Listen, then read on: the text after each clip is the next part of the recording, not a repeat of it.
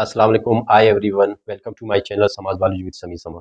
आज हम स्टार्ट करने वाले हैं सबसे पहला ऑर्गेनेली। जैसे हमने स्टार्ट कर दिया था सेल, उसमें सेल वाल भी हमने पढ़ लिया, सेल मेम्ब्रेन भी पढ़ लिया। उसके अलावा साइटोप्लाज्म में जितने भी यानी माइक्रो मॉलिक्यूल ऑर्गेनेलीज थे, उनके बारे में भी हमने पढ़ा। तो आज हमारा पहला टॉपिक होगा, वो होगा एंडोप्लाज्मिक रेटिकुलम। सबसे पहला ऑर्गेनेली जो हम पढ़ने जा रहे हैं वो है एंडोप्लाज्मिक रेटिकुलम। कि सेल के अंदर एंडोप्लाज्मिक रेटिकुलम का स्ट्रक्चरल एंड फंक्शनल यूनिट क्या है, ठीक है, और ये क्या काम करता है, इनका फंक्शन क्या है, कि क्या रोल है सेल के अंदर, क्या एक्टिविटी है, तो ये हम पढ़ेंगे। सबसे पहले हम देखते हैं कि सेल के अंदर ये इसका जो है शिकल किस तरह का है। जैसे कि हमारे पास ये सेल है, ठीक है, इसमें सारे ऑर्गेनेलीज मौजूद होती है। अब हमारा जो सबसे पहले हर ऑर्गेनेली के लिए मैंने अलग एक लेक्चर तैयार करना है, ठीक है। तो आज हमारा सबसे पहला ऑर्गेनेली होगा सेल का। सबसे पहला ऑर्गेनेली जिसके ऊपर मैं लेक्चर बनाने जा रहा हूँ वो है हमारे पास जो है वो है हमारे पास हम पढ़ने जा रहे हैं एंडोप्लाज्मिक रेटिकुलम। एंडोप्लाज्मिक रेटिकुलम ये जो है सेल मेम्ब्रेन से स्टार्ट होता है और न्यूक्लियर न्यूक्लियर मेम्ब्रेन तक फैला हुआ है, ठीक है। वो सेल मेम्ब्रेन से यहाँ से स्टार्ट होता है और ये फैला हुआ है, ठीक है, फैला हुआ है। ये कहाँ तक? सेल मेम्ब्रेन तक फैला हुआ है, ठीक है, सेल मेम्ब्रेन तक फैला हुआ है। और ये न्यूक्लियस के मेम्ब्रेन के साथ अटैच है और फैला हुआ है सेल। अब आते हैं इसका स्ट्रक्चर किस तरह का होता है, ठीक है। ये हमारे पास है एंडोप्लाज्मिक रेटिकुलम। अब हम एंडोप्लाज्मिक रेटिकुलम का यहाँ पे हमें दो पोर्शन मिल रहा है, ठीक है। ये एक ट्यूब लाइक जो है स्ट्रक्चर हमें नजर आ रहा है, और दूसरा ये फोल्डेड, ठीक है, फोल्डेड स्ट्रक्चर यानी सिस्टरनी की जाल बनाया हुआ है, ठीक है। उसमें देखिए इनमें दोनों में फर्क है। एक के ऊपर ये जो आपको लग रहा है डॉट डॉट, ठीक है, ये डॉट आपको नजर आ रहा है, ये डॉट्स राइबोसोम्स है, ठीक है। राइबोसोम्स है जो एंडोप्लाज्मिक रेटिकुलम के एक हिस्से में अटैच है। तो इस बेस पे हमने एंडोप्लाज्मिक रेटिकुलम के दो हिस्से हमें नजर आ रहा है, ठीक है। एक जो हमें बिल्कुल स्मूथ, ठीक है, एक हमें बिल्कुल स्मूथ हिस्सा दिख रहा है, और दूसरा रफ टाइप नजर आ रहा है, ठीक है। रफ टाइप नजर आ रहा है कि उसके ऊपर राइबोसोम्स अटैच है, जिसकी वजह से वो हमें रफ नजर आ रहा है, ठीक है। तो हम आते हैं, ये था उसका। अब आते हैं इसके स्ट्रक्चर और फंक्शन के हवाले से। Endoplasmic reticulum is a network channel tube in connected with extend between nuclear membrane to cell membrane, ठीक है। अब ये पहला हुआ है, वो कह रहे हैं कि ए टू ब्लैक्स ऑर्गेनेलीज है जो सेल मेम्ब्रेन से स्टार्ट होता है और न्यूक्लियर मेम्ब्रेन तक फैला हुआ होता है। The component of endoplasmic reticulum are. Endoplasmic reticulum के जो स्ट्रक्चर है वो इसको हम कितने हिस्सों में, यानी उनका स्ट्रक्चर किस तरह का है। उसमें सबसे पहला जो हमें उसमें जो पोर्शन लगा है वो है सिस्टर्नी, ठीक है। Cisternae are large flatted and unbranched unit arrange in the stock, ठीक है। अब इसमें कह रहे हैं कि स्टर्नी जो है क्या होता है, जैसे कि आपको ये नजर आ रहा है कि ये हमें जो नजर आ रहा है ये कहलाते हैं सिस्टर्नी, ठीक है। ये पोर्शन इसका जो सेल का सॉरी एंडोप्लाज्मिक रेटिकुलम का हमें नजर आ रहा है, इसको हम कहते हैं सिस्टर्नी। ये कहलाते हैं क्या? सिस्टर्नी। आगे क्या कह रहे हैं? आगे कह रहे हैं वैक्यूल्स, वेसिकल्स। अब वेसिकल्स क्या है कि these are long flattened and unbranched unit arrange in a stock. अब वो कह रहा है कि यहाँ पे ये वेसिकल्स क्या है? वेसिकल्स थैले हैं, यानी थैले नुमा सब्सटेंस है। जैसे कि यहाँ पे आप डायग्राम में देख सकते हैं, ये जब यहाँ से अलहदा होकर इससे में तकसीम हो जाती है, इसको हम कहते हैं वेसिकल। अब ये वेसिकल्स क्या होते हैं? ये वेसिकल्स या तो इसके अंदर इंजाइम्स होती है वो रिलीज करता है, या इसमें जो है प्रोटीन होते हैं रिलीज करता है, या इसमें जो है क्या कहते हैं या इसमें लिपिड होती है जो इसको वेसिकल की शक्ल में यहाँ से रिलीज कर रहा होता है, ठीक है। फिर आगे जाकर जो एंजाइम, जिसमें एंजाइम मौजूद होती है, फिर इसको हम लाइसोसोम कहते हैं, ठीक है। और जिसमें वाटर वैक्यूल बनाता है तो उसको हम वैक्यूल कहेंगे, ठीक है, वैक्यूल कहेंगे। और जिसमें जो वेस्ट प्रोडक्ट, यानी जो प्रोडक्ट बन जाती है उसको रिलीज करने के लिए, तो इस हिसाब से इनको इनको कहा जाता है, इनका वेसिकल्स। आगे क्या है? ट्यूब्स, ट्यूब्यूल्स, ठीक है। These are arrange in often branched tubes. ये ट्यूब लाइक यानी एक पोर्शन है जो ट्यूब की तरह होती है, जैसे कि इसमें से वेसिकल निकल रहे थे। Membrane tubules by and free connected with cisternae, ठीक है। सिस्टर्नी के साथ अटैच होती है, जो जो क्या करते हैं, एक खास for example protein, carbohydrate, lipid इन्हीं से रिलीज हो रही होती है, ठीक है। तो ट्यूब्यूल्स के जरिए रिलीज होती है। आगे कह रहे हैं endoplasmic reticulum inter inter cellular space, उसमें इंटर सेलुलर स्पेस दो पोर्शन है उसके स्पेसेस के हवाले से। उसमें से पहला स्पेस क्या है, लुमिनियल इनसाइड, ठीक है, और एक्स्ट्रा लुमिनियर जो बाहर की तरफ है, ठीक है, जो इनसाइड है और बाहर की तरफ है। बाहर की तरफ का जो है साइटोप्लाज्म से जुड़ा हुआ है, और इनसाइड जिसमें जो राइबोसोम्स या उसमें अटैच है, जो का जहाँ पे प्रोटीन या जहाँ पे जो है इसका दूसरा पोर्शन है स्मूथ, वहाँ पे लिपिड बन रहा होता है। There are two types of endoplasmic reticulum. अब एंडोप्लाज्मिक रेटिकुलम दो किस्म के होते हैं, ठीक है। एक को नाम दिया है किस चीज़ का, रफ एंडोप्लाज्मिक रेटिकुलम, और दूसरा है smooth endoplasmic reticulum.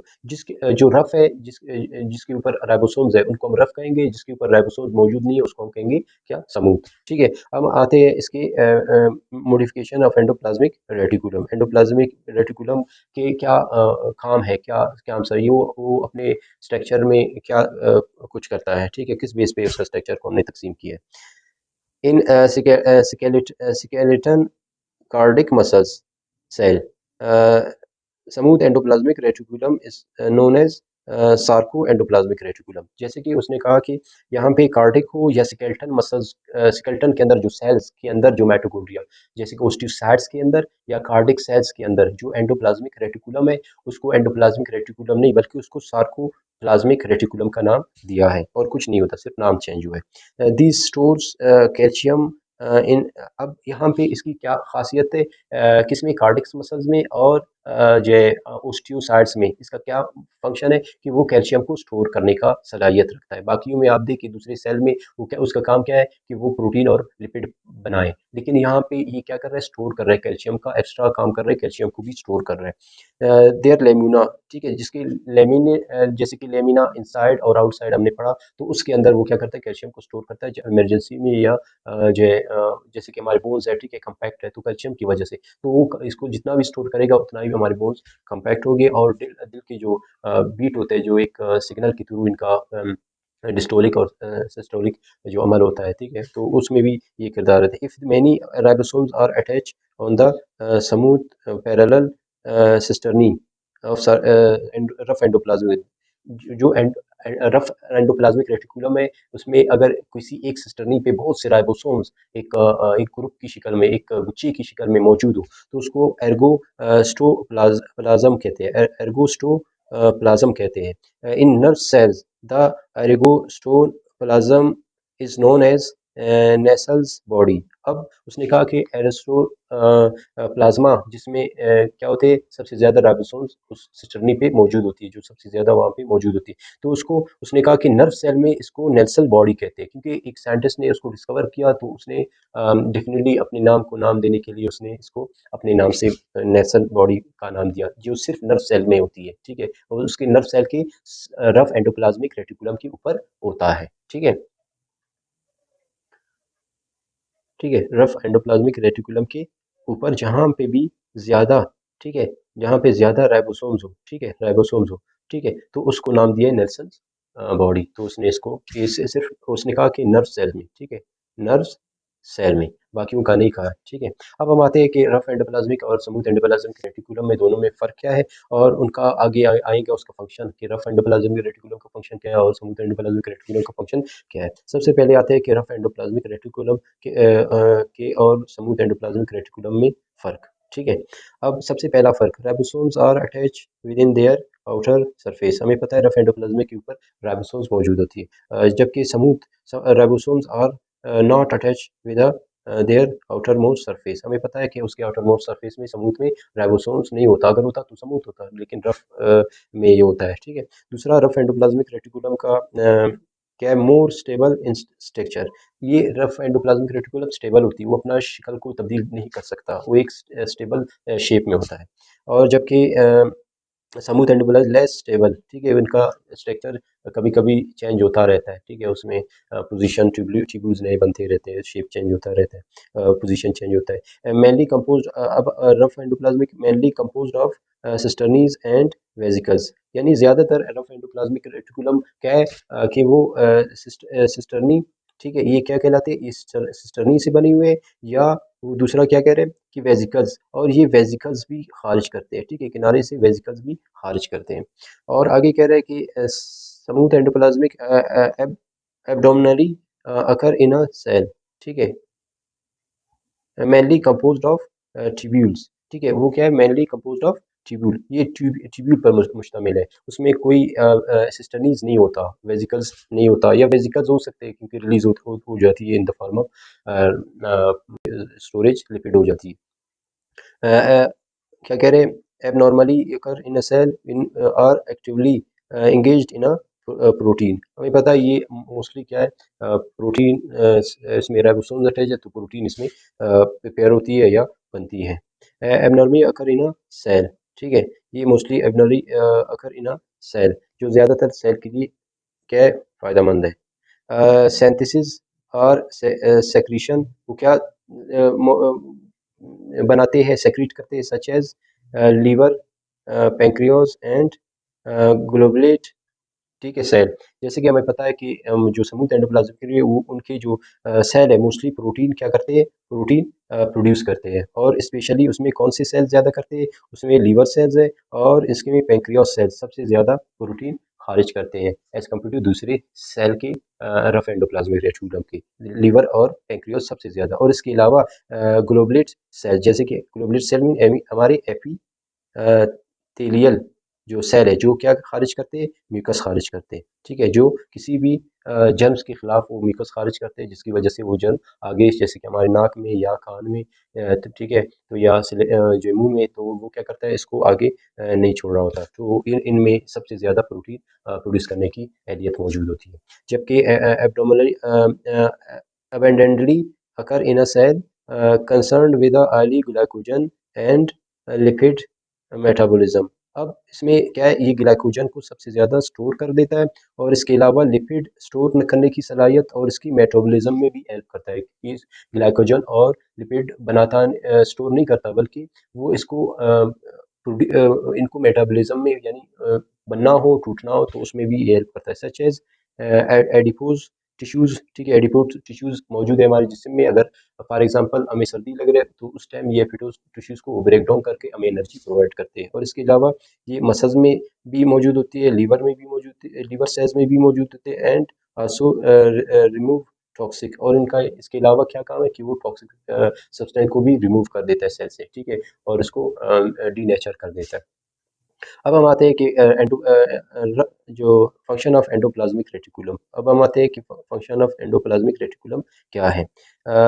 Mechanical support, सबसे पहले ये क्या करता है, सेल को मैकेनिकल सपोर्ट देता है, ट्यूब्यूल माइक्रो ट्यूब्यूल्स के जरिए या माइक्रोफिलामेंट्स के जरिए, माइक्रोफिलामेंट्स के जरिए या माइक्रो ट्यूब्यूल्स के जरिए हमारे सेल को एक खास शेप देते हैं, क्योंकि ये माइक्रो ट्यूब्यूल और माइक्रोफिलामेंट्स ये हमारे सेल का साइटोस्केलेटन है, वो एक ढांचा को हमारे सेल का एक शेप बना देते हैं, तो ये किसकी वजह से, एंडोप्लाज्मिक रेटिकुलम ही प्रोड्यूस करती है। उसके अलावा इंट्रासेलुलर एक्सचेंजेस, ठीक है, एक्सचेंज, अगर इंट्रासेलुलर में सेल के एक पोर्शन से दूसरी पोर्शन में अगर कोई चीज़ को पहुंचाना हो तो वो एंडोप्लाज्मिक रेटिकुलम के ही थ्रू पहुंच जाती है, सेल के एक साइड से दूसरे साइड या अप से डाउन की तरफ, ये खुराक को या किसी चीज़ की पहुंचाने में, एक्सचेंज करने में इसका किरदार होती है।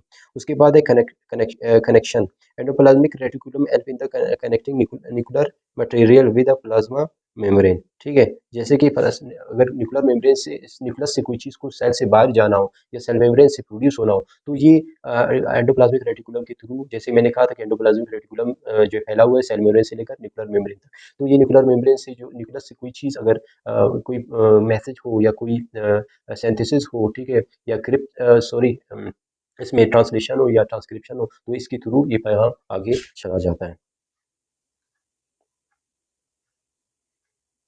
आगे कह रहे प्रोटीन सिंथेसिस, जैसे कि हमें पता है इसमें रफ एंडोप्लाज्मिक रेटिकुलम था, इसके ऊपर डेफिनेटली राइबोसोम्स में मौजूद थे, ठीक है, राइबोसोम का काम है कि वो प्रोटीन बनाना, तो रफ एंडोप्लाज्मिक रेटिकुलम सेल के लिए प्रोटीन प्रिपरेशन के लिए काम सर अंजाम दे रहा होता है, help in the protein synthesis, ठीक है, जो अटैच है राइबोसोम। दिस नेक्स्ट क्या है, लिपिड सिंथेसिस, जैसे कि हमें पता है इसमें जो रफ एंडोप्लाज्मिक रेटिकुलम है, ठीक है, सॉरी स्मूथ एंडोप्लाज्मिक रेटिकुलम है, इसका काम है कि वो सेल के लिए प्रोटीन बनाए। अब कौन से प्रोटीन बनाता है इसमें, सॉरी सेल के लिए लिपिड सिंथेसिस। अब rough endo smooth endoplasmic reticulum का काम है कि वो सेल के लिए क्या करे, लिपिड बनाए। जैसे कि लिपिड कौन कौन से, कोलेस्ट्रॉल भी स्मूथ एंडोप्लाज्मिक रेटिकुलम में, इसके अलावा फास्फोलिपिड जो सेल के मेम्ब्रेन के फास्फोलिपिड बाइलेयर है, ठीक है। अगर एक्सोसाइटोसिस हो या एंडोसाइटोसिस हो तो उस सूरत में सेल मेम्ब्रेन जो है टूट जाता है, बन जाता है, तो इस सूरत में वो क्या करता है, फास्फोलिपिड भी प्रोवाइड करता है, बनाता है। कौन? स्मूथ एंडोप्लाज्मिक रेटिकुलम, ठीक है। उसके अलावा क्या फंक्शन है एंडोप्लाज्मिक रेटिकुलम? Cellular metabolism. जैसे कि सेलुलर मेटाबॉलिज्म में भी इसका अहम किरदार, जैसे कि मैंने कहा कि जैसे कि स्टोरेज एपिटोस टिश्यूज है, ठीक है, और इसके अलावा ग्लाइकोजन है, स्टार्च है, ठीक है, उसको स्टोर और उसको मेटाबॉलिज्म में हेल्प करता है। कैटाबॉलिज्म और एनाबॉलिज्म में दोनों में ये काम सर अंजाम देता है। उसके अलावा हमें पता है कि एंडोप्लाज्मिक रेटिकुलम में कुछ जैसे कि लाइसोसोम प्रोड्यूस करता है, ठीक है, जो क्या करता है, डाइजेस्ट करने के लिए। फॉर एग्जांपल किसको डाइजेस्ट करने के लिए? प्रोटीन है, कार्बोहाइड्रेट है, लिपिड है, उसको डाइजेस्ट करने के लिए भी उसके पास लैपेज एंजाइम मौजूद होती है। और इसके अलावा जैसे कि यहाँ पे कुछ एंजाइम के नाम है, जैसे कि सेक्रोज, ठीक है, सेक्रोज सेक्रेज, ठीक है, सेक्रेज सेक्रोज को डाइजेस्ट करने में हेल्प करता है या ब्रेक डाउन करने में हेल्प करता है। जैसे ग्लूकोज सिक्स फास्फेटेज एक एंजाइम है जो ग्लूकोज को ग्लाइकोलाइसिस में हेल्प करता है, यानी ग्लूकोज के टूटने में। NADH डाइफॉस्फेटेज, ठीक है, NADH को तोड़ने में, जोड़ने में, ठीक है, इस NADH फास्फेटेज जो इसकी मेटाबॉलिज्म में हेल्प करती है, ठीक है। ये सारे क्या है, इसके फंक्शन है। नेक्स्ट फंक्शन का फॉर्मेशन ऑफ न्यूक्लियर मेम्ब्रेन, ठीक है, ये न्यूक्लियर मेम्ब्रेन की फॉर्मेशन में भी हेल्प करता है। जैसे कि फॉर एग्जाम्पल सेल डिवीजन होती है, सेल डिवीजन के दौरान जो है, ठीक है, मेटाफेज में जो है या एनाफेज में जो है, वो क्या होता है, न्यूक्लियर मेम्ब्रेन जो है गायब हो जाता है, ठीक है, डिसअपियर हो जाती है, तो इसको वापस बिल्ट होना है, ठीक है। उस बिल्ट होने में जो है एंडोप्लाज्मिक रेटिकुलम का किरदार है, ठीक है, फंक्शन है। उसके अलावा क्या है, फॉर्मेशन ऑफ ऑर्गेनेलीज, ठीक है, बहुत से ऐसे ऑर्गेनेलीज है जो काम करना छोड़ देते हैं, उसको तोड़ने और उनको नया ऑर्गेनेलीज बनाने में भी एंडोप्लाज्मिक रेटिकुलम का काम है। वो किसके जरिए करता है? लाइसोसोम जो पार्ट है जो उससे अलग हो जाते हैं, फिर जाकर वो जहाँ पे भी कोई ऑर्गेनेलीज काम डिफंक्शन हो जाती है, उनको डाइजेस्ट करके, ब्रेक डाउन करके कन्वर्ट कर देते हैं प्रोटीन, कार्बोहाइड्रेट, लिपिड में। तो इसके बाद इनको जब बनाना हो तो भी इसमें इसका किरदार होता है एंडोप्लाज्मिक रेटिकुलम। उसके अलावा डिटॉक्सिफिकेशन, अब यहाँ पे इंपॉर्टेंट टॉपिक है, इंपॉर्टेंट फंक्शन है किसका? Endoplasmic reticulum. वो कह रहे हैं ये डिटॉक्सिफिकेशन करता है, किसका? डिटॉक्सिफिकेशन ऑफ ड्रग, ठीक है, जो मेडिसिन हम ले रहे हैं, ठीक है, जो मेडिसिन हम ले रहे हैं या कोई चीज़ हमारे जिस्म में जो हम खा रहे होते हैं, ठीक है, जो टॉक्सिक है या वो ड्रग है, तो वो हमारे जिस्म में जाकर एक खास ऑर्गन को टारगेट करके उसको रिपेयर कर देता है, लेकिन उसके बाद ये खून में रहता है, तो ये नुकसानदायक है। तो इसको क्या करता है, डिटॉक्सिफिकेशन इसके असरात को ख़त्म कर देते हैं, इसको यूरेनिक साइकिल में भेज देते हैं, ठीक है। उसके अलावा पोल्यूटेंट्स, ठीक है, पोल्यूटेंट्स को भी वो क्या कर उसकी नेचर को भी ख़त्म कर देता है, यानी टॉक्सिसिटी को। इसके अलावा स्टेरॉइड, ठीक है, स्टेरॉइड्स को भी मेटाबॉलिज्म कर देता है, उसको ख़त्म कर देता है। और इसके अलावा टॉक्सिक सब्सटेंस, जितने भी टॉक्सिक सब्सटेंस है उसको भी वो क्या कर देता है, इसकी जो टॉक्सिफिकेशन है उसको ख़त्म कर देता है, जो क्या सेल को कोई नुकसान न पहुंचा सके। तो ये हमारे पास था एंडोप्लाज्मिक रेटिकुलम। अब उसके बाद हम राइबोसोम को, नेक्स्ट हमारा टॉपिक होगा वो राइबोसोम।